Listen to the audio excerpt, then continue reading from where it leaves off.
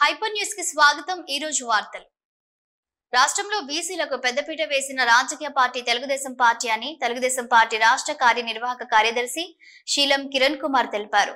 తిరుపతి జిల్లా గూడూరు పట్టణంలోని MLA camp కార్యాలయంలో నాయి బ్రాహ్మణ ఆత్మీయ సమావేశం నిర్వహించారు। గూడూరు పట్టణంలోని ఎమ్మెల్యే క్యాంపు కార్యాలయంలో తెలుగుదేశం పార్టీ ఆధ్వర్యంలో నిర్వహించిన నాయి బ్రాహ్మణ ఆత్మీయ సమావేశంలో ముఖ్య అతిథిగా రాష్ట్ర నాయి బ్రాహ్మణ కార్పొరేషన్ చైర్మన్ రుద్రకోటి సదాశివం పాల్గొన్నారు। సదాశివంను స్థానిక టీడీపీ నాయకులు మరియు నాయి బ్రాహ్మణ సంఘాల నాయకులు, బీసీ సంఘాల నాయకులు ఘనంగా సత్కరించారు। ఈ సందర్భంగా తెలుగుదేశం పార్టీ రాష్ట్ర కార్యనిర్వాహక కార్యదర్శి శీలం కిరణ్ కుమార్ మాట్లాడుతూ సదాశివం బీసీలకు అండగా నిలుస్తూ వారి అభ్యున్నతికి సహకరించే వ్యక్తి అని కొనియాడారు।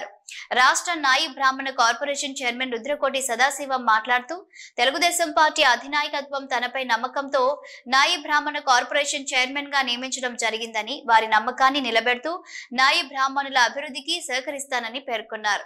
ఈ కార్యక్రమంలో పట్టణ టీడీపీ అధ్యక్షుడు శ్రీనివాసులు, మండల పార్టీ అధ్యక్షుడు వెంకటేశ్వర్లు, రాజు, జిల్లా అధికార ప్రతినిధి చెంచరామయ్య, టీడీపీ నాయకులు రహీం, ఇజ్రాయిల్ కుమార్ తదితరులు పాల్గొన్నారు।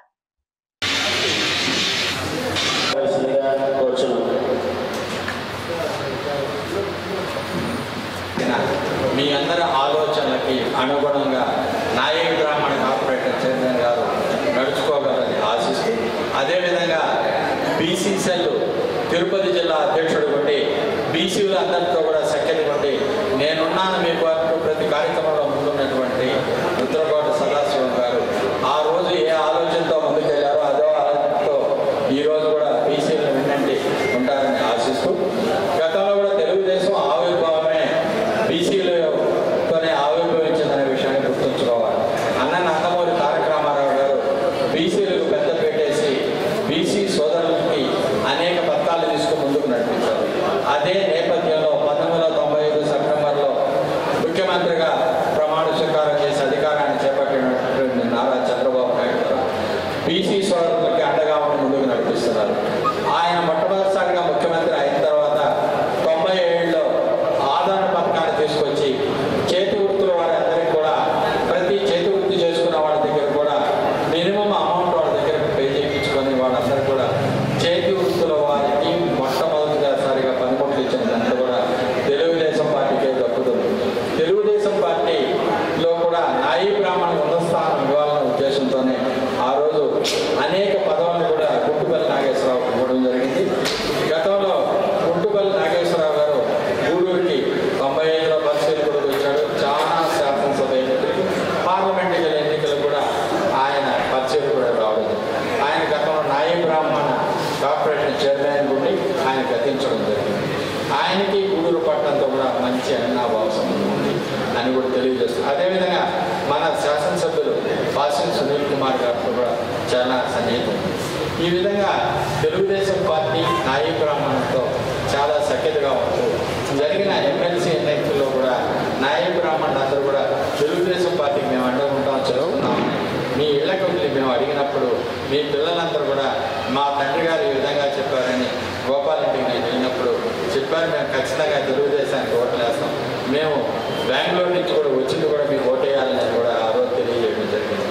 ఈ విధంగా వాళ్ళు పెద్దవాళ్ళు మనకు పనిచేయడం, గురునాథం కావచ్చు, వీళ్ళందరూ కూడా మేము మీకోసం ఉన్నామనేదే కాకుండా వాళ్ళ పిల్లల్లో కూడా తెలుగుదేశానికి ఓటేయాలా, చంద్రబాబు నాయుడు గారి నాయకత్వాన్ని బలపరచాలని ఆలోచన కలగజేసిన మీకందరూ కూడా నేను సాధారణంగా మీకందరూ కూడా ధన్యవాదాలు తెలియజేసుకుంటున్నాను। నా ప్రాణ సమానులైన నాయి బ్రాహ్మణ సోదరులు ఇక్కడికి విచ్చేసిన వాళ్ళందరికీ మరొక్కసారి పేరు పేరున నమస్కారాలు, ధన్యవాదాలు తెలియజేస్తాను। మీకు తెలుసు, విశ్వవిఖ్యాత నట సార్వభౌమ పద్మశ్రీ నటరత్న డాక్టర్ నందమూరి తారక రామారావు గారు దేశంలో ఎక్కడా లేని విధంగా అంతకుముందు నాయి బ్రాహ్మణులను ఏ పార్టీ గుర్తించలేదు। నాయి బ్రాహ్మణులు ఓట్లు వేసుకున్నారే కానీ అధికారంలోకి వచ్చినారే కానీ నాయి బ్రాహ్మణుల యొక్క స్థితిగతులను ఆలోచించి, వాళ్ళ యొక్క పేద పరిస్థితిని ఆలోచించి, వారి సంక్షేమం కోసం ఏ ప్రభుత్వం కృషి చేయాలి। అన్న నందమూరి తారక రామారావు గారు విశాల దృక్పథంతో పెద్ద మనసుతో ఆనాడు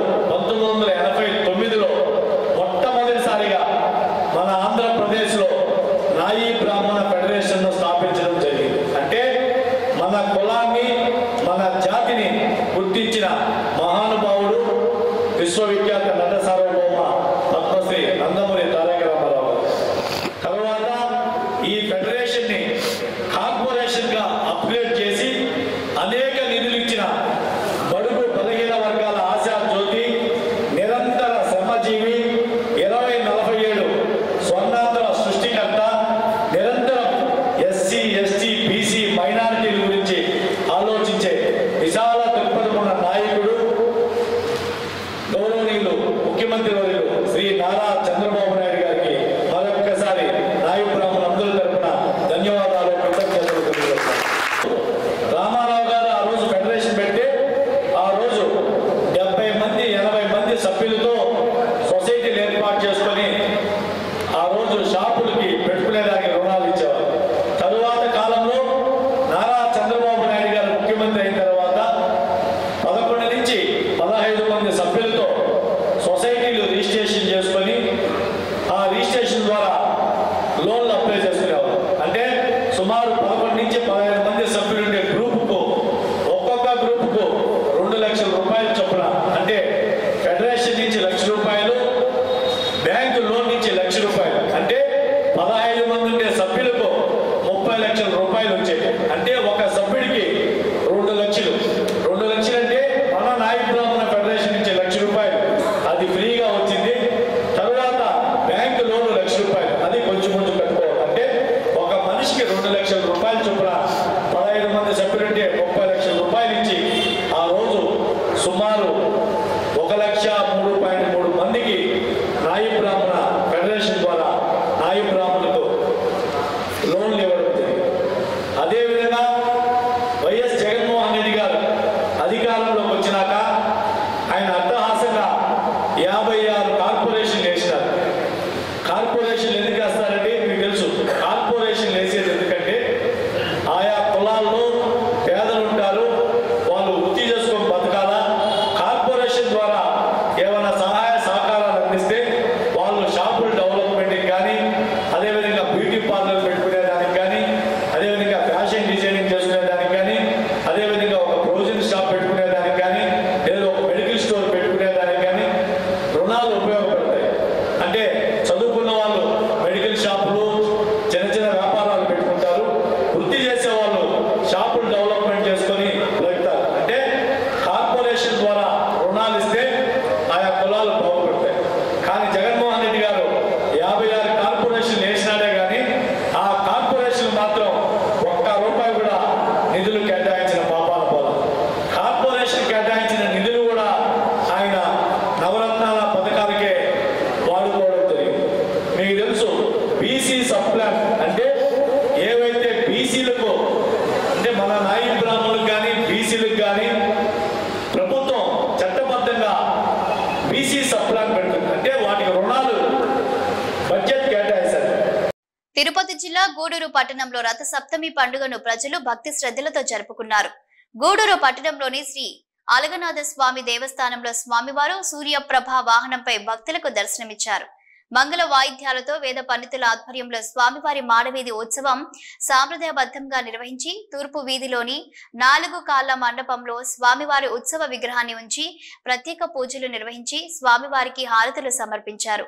భక్తులు స్వామివారిని దర్శించుకొని తీర్థ ప్రసాదాలు స్వీకరించారు.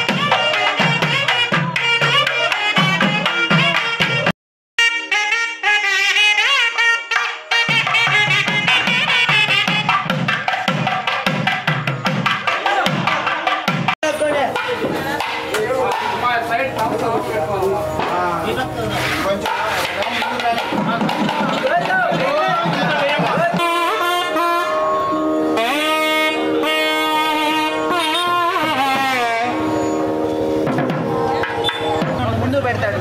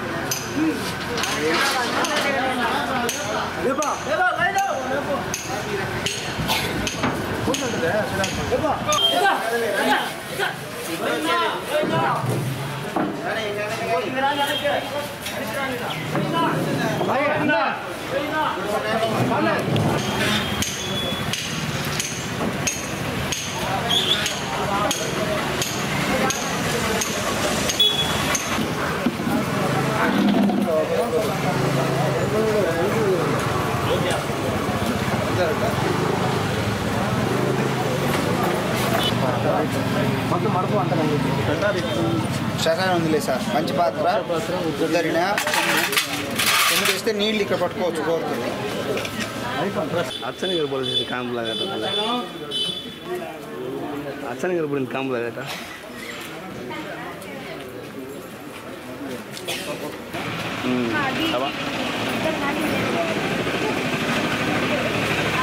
बहुत इसका बोला कि नहीं करना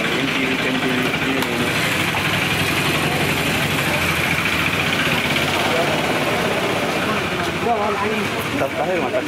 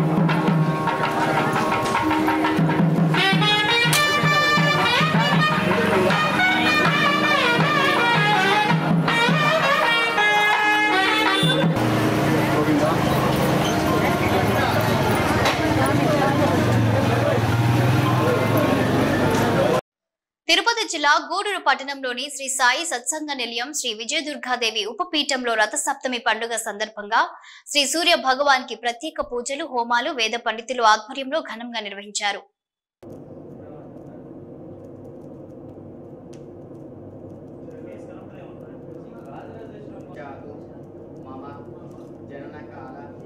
జన్మ జాతక చక్రే వర్తమాన కాల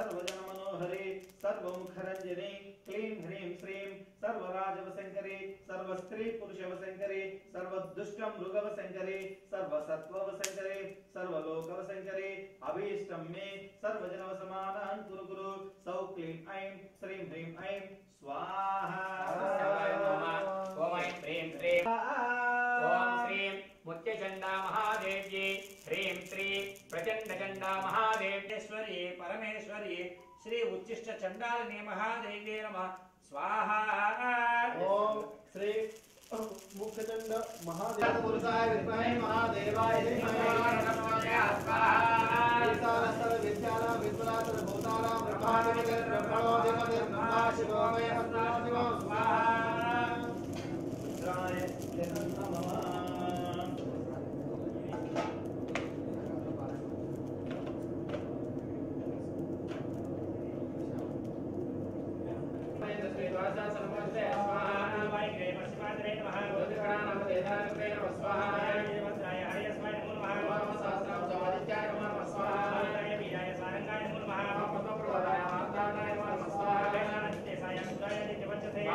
అన్ని వర్గాల ప్రజలకు మేలు చేకూరే విధంగా కేంద్ర ప్రభుత్వం వార్షిక బడ్జెట్ ప్రవేశపెట్టినందుకు ప్రజల తరపున కేంద్రంలోని ఎన్డీఏ ప్రభుత్వానికి కృతజ్ఞతలు తెలుపుతూ థ్యాంక్ యూ మోదీ పోస్ట్ కార్డుల ఉద్యమం నిర్వహిస్తున్నామని, అందుకు గూడూరు పట్టణ ప్రజలు ఎంతో సహకరిస్తున్నారని బీజేవైఎం అధికార ప్రతినిధి మనోజ్ కుమార్ తెలిపారు. తిరుపతి జిల్లా గూడూరు పట్టణంలోని ప్రజల నుండి థ్యాంక్ యూ మోడీ పోస్ట్ కార్డులను బీజేవైఎం సభ్యులు సేకరించారు.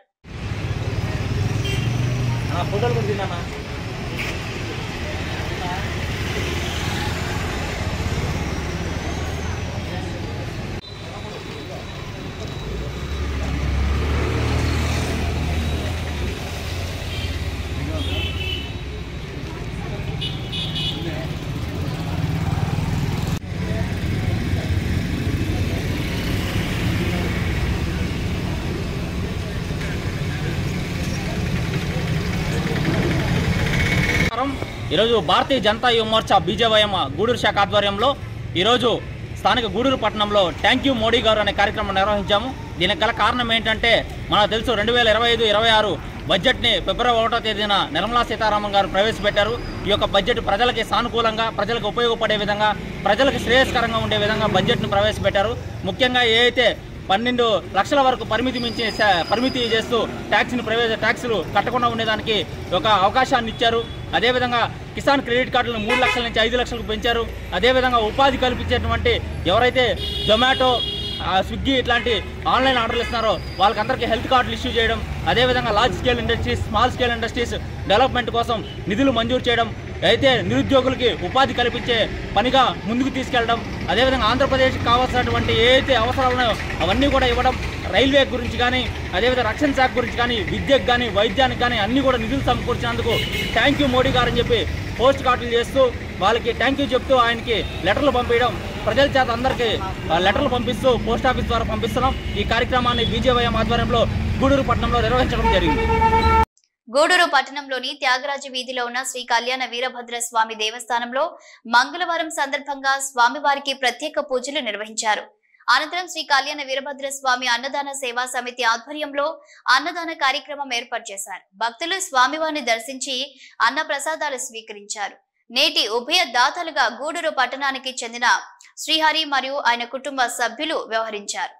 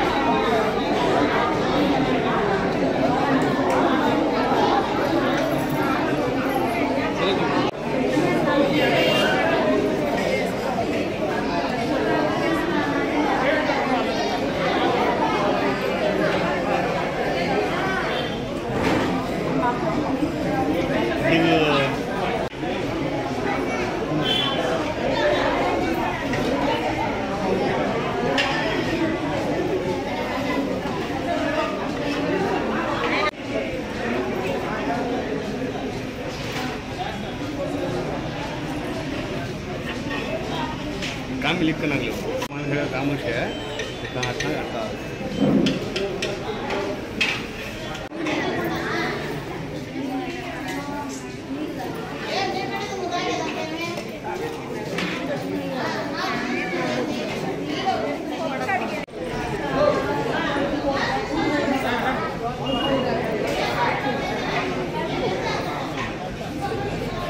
అన్నదాన సేవా సమితి గూడూరు ఈరోజు ఉభయదాతలుగా పడియాల వైరవి గారి జన్మదిన సందర్భంగా వాళ్ళ తల్లిదండ్రులు పడియాల శ్రీహరి గారు రోష్ణ గారు అన్నదాతలుగా వ్యవహరించారు.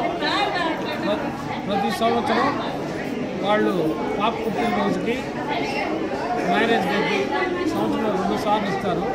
కాబట్టి శ్రీహరి గారికి వాళ్ళ ఆయనకు అందరికీ భగవంతుడు ఆరోగ్య ఐశ్వర్యాలు భగవంతుడు ప్రసాదించాలని కోరుకుంటున్నాను. ఫిబ్రవరి 7న హైదరాబాద్ లో ఎంఆర్పీఎస్ ఆధ్వర్యంలో చేపట్టిన 1,00,000 డప్పుల 1000 గొంతుల భారీ సాంస్కృతిక మహా ప్రదర్శన విజయవంతం చేసేందుకు గూడూరు డివిజన్ పరిధిలోని మాదిగలు పెద్ద సంఖ్యలో తరలి రావాలని ఎంఆర్పీఎస్ జిల్లా అధికార ప్రతినిధి గొల్లపల్లి సిసింద్రి పిలుపునిచ్చారు. మహా ప్రదర్శనకు సంబంధించిన వాల్ పోస్టర్లను ఎంఆర్పీఎస్ నాయకులు గూడూరు పట్టణంలోని ఒక ప్రైవేటు కార్యాలయంలో ఆవిష్కరించారు. 1,00,000 డప్పుల 1000 గొంతుల భారీ సాంస్కృతిక మహా ప్రదర్శన వాల్ పోస్టర్లు విడుదల కార్యక్రమానికి ముఖ్య అతిథిగా ఎంఆర్పీఎస్ జిల్లా అధికార ప్రతినిధి గొల్లపల్లి సిసింద్రి హాజరయ్యారు.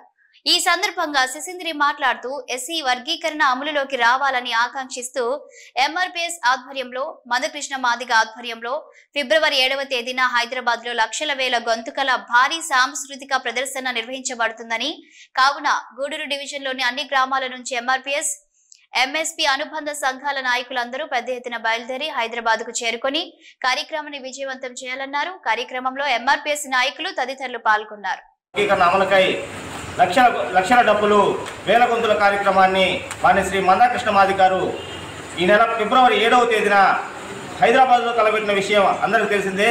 ఈ కార్యక్రమాన్ని గూడూరు డివిజన్లో ఉన్నటువంటి మాదిగ ప్రజలు, విద్యార్థులు, అలాగే మేధావులంతా వచ్చి ఈ కార్యక్రమాన్ని జయప్రదం చేయాల్సిందిగా తెలియజేస్తా ఉన్నాం. ఎస్సీ రిజర్వేషన్ల వర్గీకరణ కోసం వాణి శ్రీ మందాకృష్ణ మాది గారు గత 30 సంవత్సరాల నుంచి పోరాటం చేస్తున్న సంగతి ఈ ప్రపంచానికి మొత్తానికి తెలుసు. కానీ ఇంకా వర్గీకరణ చేయకుండా మాదిగల్ని మోసం చేస్తున్నటువంటి ఈ రాష్ట్ర ప్రభుత్వంపై, తెలంగాణ రాష్ట్ర ప్రభుత్వంపై వాణి శ్రీ మందాకృష్ణ మాది గారు ఈ నెల 7వ తేదీన 1,00,000 డప్పుల 1000 గొంతుల కార్యక్రమాన్ని నిర్వహిస్తూ ఉన్నారు.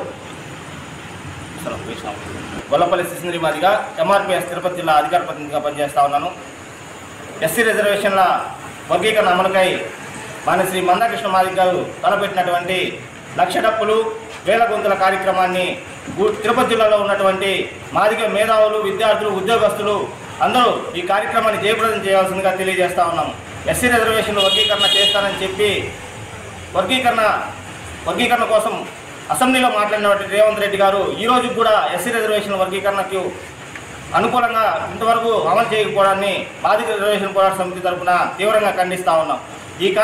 ఈ కార్యక్రమాన్ని చెన్నై కలకత్తా జాతీయ రహదారిపై చిల్లకూరు మండలం భూదానం టోల్ ప్లాజా సమీపంలో జరిగిన రోడ్డు ప్రమాదంలో 15 మంది ప్రయాణికులు గాయపడి గూడూరు ప్రభుత్వ ఏరియా ఆసుపత్రిలో చికిత్స పొందుతున్నారు.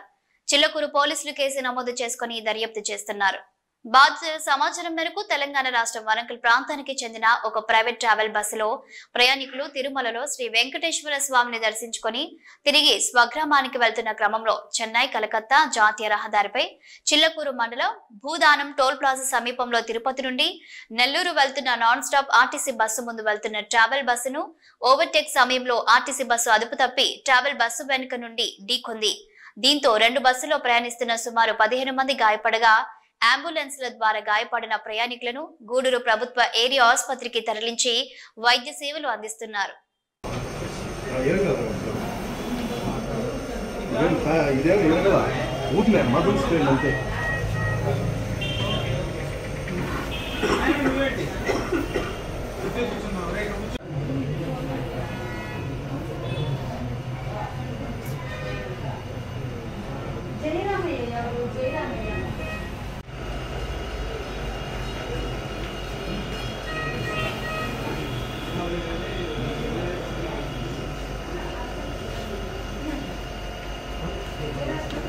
వీరస్వామి, నా పేరు కొత్త వీరస్వామి, మాది తెలంగాణ.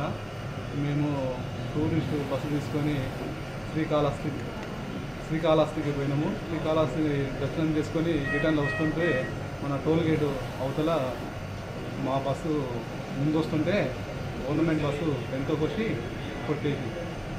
మాకు నలుగురికి దెబ్బలు తాకి. ఎంతమందికి? నలుగురికి తాకాయి. అది తమ్మడిపల్లి మండలం చిప్పలగట్టు, జిల్లా జనగాం, డిస్టిక్ జనగాం.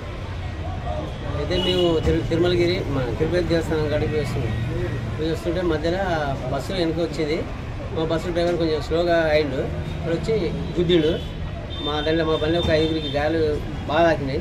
ఒక ఆయన కొంచెం బాగా తాకింది కదా తలకాయకు, ఐసీలో పెట్టాలని చెప్పి సార్ అన్నాడు. లేదు మేము అక్కడ మా డిస్ట్రిక్ట్ తీసుకోపోదామని చెప్పి ఆలోచన మేము. వాళ్ళకు కూడా కొంచెం దెబ్బ తాకినాయి, వాళ్ళకు కూడా కొంచెం దెబ్బ తాకినాయి. అదే బస్సు? అది డిలక్స్ గవర్నమెంట్ బస్ అది, అంతే ఆర్టీసీ బస్ అది. ఇవి రోజు వార్తలు చూస్తూనే ఉండండి హైపర్ న్యూస్.